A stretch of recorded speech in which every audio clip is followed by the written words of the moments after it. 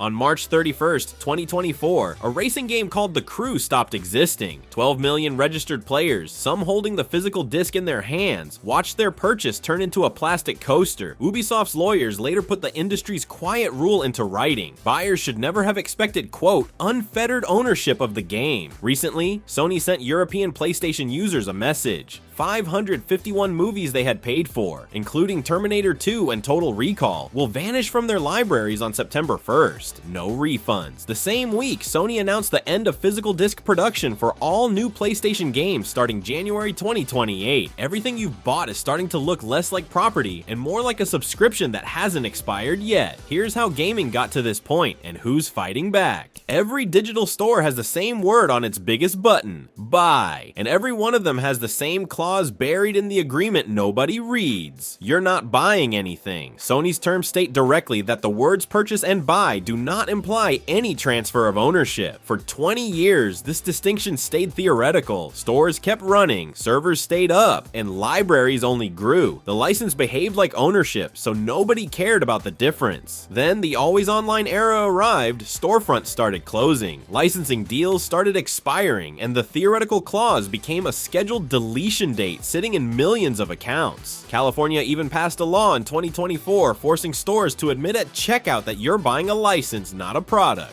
The Crew was an online-only racer from 2014, sold on discs in physical store, and in December 2023, Ubisoft delisted it. After 3 months, the servers went dark, and every copy on the planet became unplayable without any offline patch. Players noticed a bitter detail. Activation codes in the box carried expiration dates of 2099. 2 Californians sued, arguing they'd been sold a product that was secretly a rental. Ubisoft's defense made headlines on its own. Players had enjoyed the game for a decade and couldn't complain now. In 2026, the case settled for $2 million.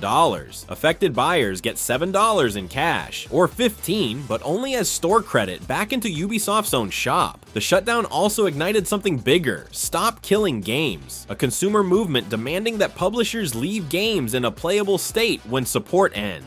Its European Citizens Initiative has passed 1 million verified signatures, and in March 2026, a major French consumer group filed a fresh lawsuit against Ubisoft with the movement's backing. Sony has been running this experiment on movies for years. In 2022, PlayStation users in Germany and Austria lost hundreds of purchased Studio Canal films. In 2023, Sony announced it would delete over 1,000 purchased Discovery shows, then reversed after public outrage, extending the license instead. In 2024, Funimation's digital copies died in the Crunchyroll merger. This summer, the pattern reached its largest scale yet, 551 Studio Canal titles scheduled for deletion from European and UK libraries on September 1st, 2026. Films people paid for, sitting in libraries for years now removed because a licensing contract between 2 corporations expired. The customers were never party to that contract, and video games run on the exact same legal machinery. On July 1st, 2026, Sony announced that physical disc production for new PlayStation games ends in January 2028. The business logic is brutal and simple. Discs made up around 3% of PlayStation's revenue last year. The same announcement week brought news of PS3 and Vita store closures, digital catalogs holding thousands of games that exist nowhere else. A disc was never full ownership either. Most modern discs are half installers that need patches and servers, but it was leverage. It could be resold, lent, kept, played offline, preserved. Without the disc, the license model stops being one option among 2. It becomes the only door into the medium, and the landlord holds every key. The preservation math is already grim. Researchers at the Video Game History Foundation found that roughly 87% of classic games released before 2010 are out of print and legally unavailable. That number was measured before the industry went all digital. So what actually keeps a game alive across decades? Somebody has to carry the game forward, generation after generation of hardware. That's what a port is. That's what a remaster is. Skyrim isn't playable on every device on Earth because Bethesda kept old servers running. No, it's because the game was rebuilt for each new platform over and over for 15 years. Oblivion came back from 2006 as a full remaster and topped the charts. GOG built an entire business on restoring old games to run DRM free on modern systems. Every classic you can still buy today today exists because engineers and artists actively moved it into the present. Preservation in gaming was never a storage problem. It's a production discipline, and the games that get this treatment live forever, while the rest wait for a license to expire.